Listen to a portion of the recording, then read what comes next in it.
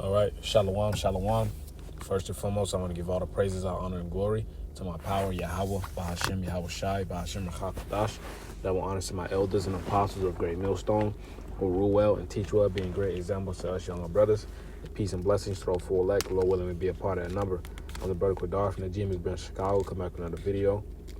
This video is going to be entitled, I would entitle this video, Laugh Not With Him and Weep Not at His Follies. Okay, because this morning, I was doing my daily read, when I was reading the Sirach 30, and call all Yahweh Shemau Shai. It's 10:44 right now, and I was reading the Sirach 30 as well, and if you read it in the in this website, the BibleGateway.com, it says bringing up children, and I was reading a few scriptures, and it reminded me of this clip by Denzel Washington, and when his son asked him, why don't you like me?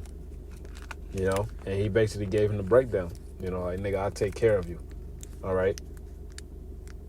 It ain't my job to like you. It's my job to take care of you, man. I'm not your friend. I'm your father. So let me play this clip, then we'll read this Sirach 30. All right, because this world has a distorted view of what a parent is, man. And nowadays these especially women, they're friends with their children. And that breeds contempt. All right, that familiarity. All right, that disrespect. All right, there has to be a separation, man. Hey, at the end of the day, you are that child's parent. Okay, so let me play this clip, and Lord willing, it's edifying. Can I ask you a question? And fair use as well. Fair use. I'll put the copyright disclaimer in the description.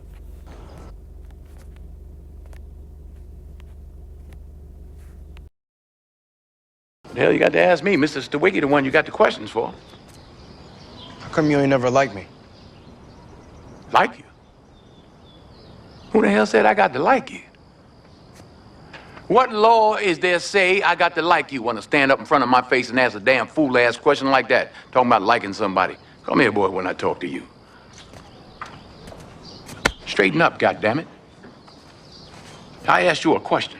What law is there say I got to like you? None. All right, then. Don't you eat every day?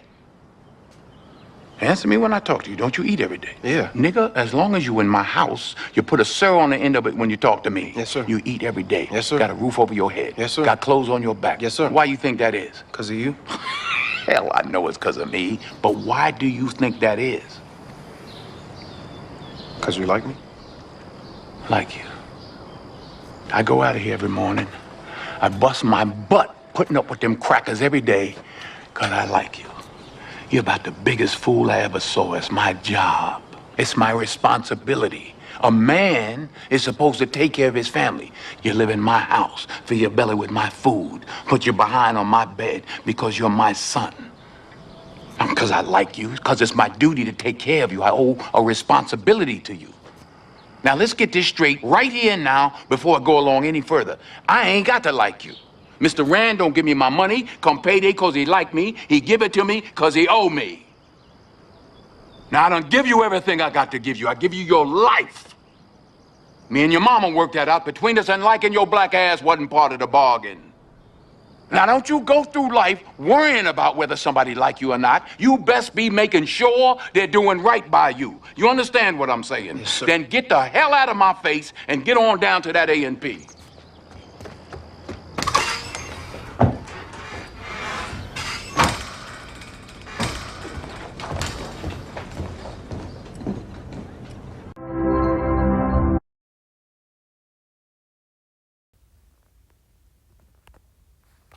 All right, now that was on point, man. That was on point. So let's read this Sirach 30 and 1. It says, "He that loveth his son calls to him often, all right, to feel the rod, that he may have joy of him in the end." All right, and that's what a father and a parent is supposed to do. All right. It says because when I was younger, I was in elementary school, and some dudes was asking for someone's favorite Bible verse, and And the dude said, spare the rod, please the child. You know, which that's not a scripture. That's not a scripture, man. You know, and I remember that to this day. You know, and that's how you know these Christians are fucking wicked, man. You know, adding and taking away from the scriptures. All right, because this is what the scripture said. This is Proverbs 13:24. He that spareth his rod, okay, hateth his son. Okay, but he that loveth him, chasteth him betimes. All right, meaning early. So if you really love your child, you're going to correct his mistakes. You are going to be on his ass. All right, like the Lord is on us. All right, as it says in Hebrews 12.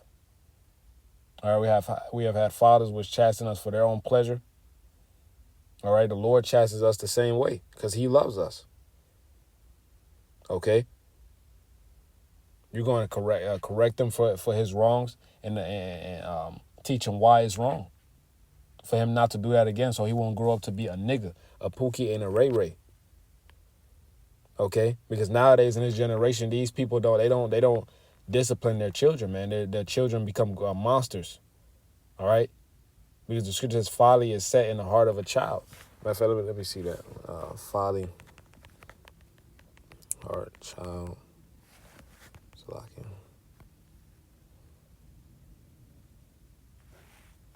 I think it's foolishness.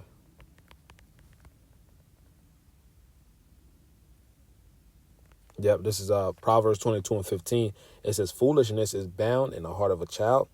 Okay, so hey, kids do goofy shit. They do they like to test the waters. You know, they do things they shouldn't do. All right, verse. Let's continue to read. Salaki. It says, but the rod of correction shall drive it far from him. All right, so whooping his ass. That's what the scriptures promotes. All right. Now, obviously, there's a balance to everything that we're teaching. The scripture says, be not a lion in thy household. All right, so don't be a lion in your household. You just spazzing out about everything. All right, the scripture does teach patience. The scripture does teach long suffering. All right. So there's a balance in everything, man. All right, but we're not. The scripture says to not wink at your child's follies, man. You know. So let's continue to read. It says, he that chastiseth his son shall have joy in him, and shall rejoice in him among his acquaintances. All right, because you got his ass together, and now he's acting as he should. All right, and that's something that you could brag about. Hey, look at my son here, naughty, irresponsible. Okay. Verse 3, he that teacheth his son grieveth the enemy. All right, and that's why Esau does what he does today. All right, because the wickedness that he pushes out. All right, because first and foremost, your parents are doing your parents are doing 8 to 10 to 12. So like I'm gonna say 8 to 12 hour shifts at work. Meanwhile, your children is being indoctrinated by this devil. Okay. The shit he watched, let's say he watching Coco Melon, whatever, that shit is indoctrination. The cartoon he's watching is indoctrination. Okay? The music he listening to, when he gets older, the music he listens to, and these rappers that Esau set up as an influence over him, all right, to further promote him to being a degenerate nigga. But if you teach him the right way, you're grieving the enemy. All right? Esau don't want prince of power. He wants a nigga. Okay? Esau don't want no he don't want no Israel. He don't want to see no Israel. He wants to see a nigga, man. These elites. Okay? That's they don't want to see that, man. All right, it says and before his friends he shall rejoice of him, though his father die, yet he is as though he were not dead, for he have left one behind that is like himself. Let's continue to read. It says, while he lived, he saw and rejoiced in him. When he died, he was not sorrowful. He left behind him an avenger against his enemies, and one that shall requite kindness to his friends. It says, he that maketh too much of his son shall bind up his wounds, and his bowels will be troubled at every cry. All right, so let's read that in the the good news translation to GNT. It says, but anyone who spoils his son will have to bandage his wounds.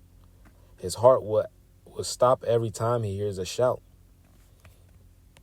All right. So let's continue to read. It says, "And horse not broken becometh headstrong." All right. So just like an animal, you gotta break it. All right. You gotta break that stubbornness. All right. So when you mount that horse, now you're controlling where he goes. What if he's stubborn? He's just doing his own thing. You know. And the law talks about a rebellious child. Okay, it says, and a child left to himself will be willful. Okay, it says, conquer thy child, and he shall make thee afraid. Play with him, and he will bring thee to heaviness. All right, laugh not with him. This is the point. Laugh not with him, lest thou have sorrow with him, and lest thou gnash thy teeth in the end. All right, me personally, when I was, my pops is, is West African, man. He's, an Israelite. West African Jake, moved over here, and in my younger years, my pops barely laughed with me, barely smiled at me, and I was in that spirit of this nigga right here. So like, it's all good. No need to show it, but the point still stands. But I was in the spirit of this nigga right here, man. Why don't you like me? I legit thought my pops didn't like me. But I obviously didn't know better, but when I came into the truth, we understand why it's like that, my dad he had a very good job back in his home country, but following behind my mom, came to America, worked hard, but Esau, devil's the devil, man. This is hell. All right, but it had to happen because I had to prophesy. So now that I'm in the truth, I actually understand that now. So just laughing with people all the time, and that builds comfortable ability. All right, how do you say that word? Comfortability. Okay. Now people at ease to just say anything they want to you. Niggas get passive aggressive. All right, discreetly disrespectful. Hey, but if you're not laughing at them, hey, that keeps them at bay. That keeps them on edge. That keeps them second guessing.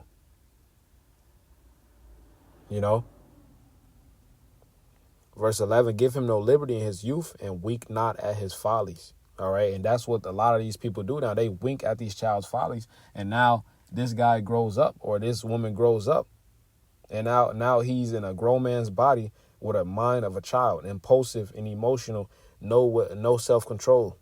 And that's a dangerous combination, to have a mind of a child in the body of a man,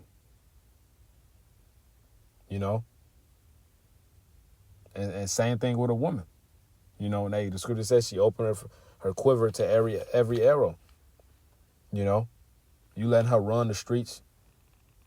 Okay? Scripture says to keep a watch over her impudent daughter.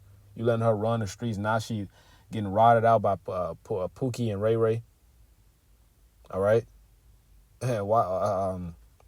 Listening to Sexy Red and all these horror rappers, man, that Esau set up.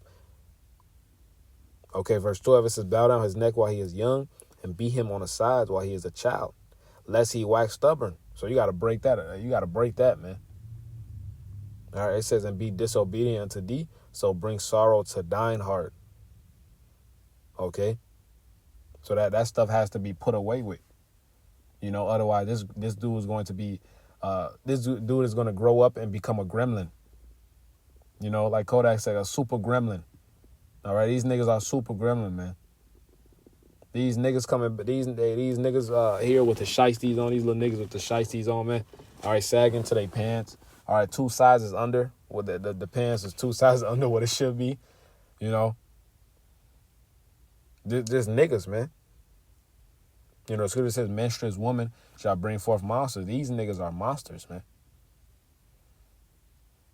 Okay, so let's continue to read. It says, verse 13, chastise thy son and hold him to labor. All right, so keep him busy. All right, put him to work.